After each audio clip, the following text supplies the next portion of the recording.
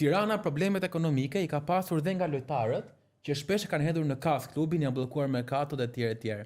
Tani unë dua një mendim sipas një legjende, por nga tjetër edhe një familjari. Një lojtar i Tiranës, edhe në rast se Tirana se paguan për një periudhë, do t'ia bëj këtë dëmin Tiranës si rrekoj lekët me gjyq. Do ta shpjegoj një rastimin siç më ka ndodhur. Para se le sportin, kemi pas trajner një spanjoll, Rubio. Këtu edhe e mori bashkia një vit klubin. E mori bashkia dhe kishim rroga normale, timin iku, e la bashkia. Një vit, ka qenë. E la bashkia e mori Lidi. Dhe lekët nuk u morën.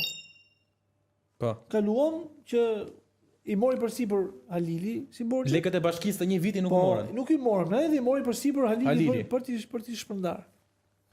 Po të them të drejtën, shumica e lojtarëve, shumica, po 99.9%. Ai 1% që jam unë, nuk e kam hedhur klubin në gjyq për arsye sepse unë isha në fundet e karrierës time, edhe nuk ma bote zemra me hudhë në gjyq, me thonë drejtën. Unë çka kisha për të marrë në atë klub e kisha marrë. Titujt, respektin e njerëzve,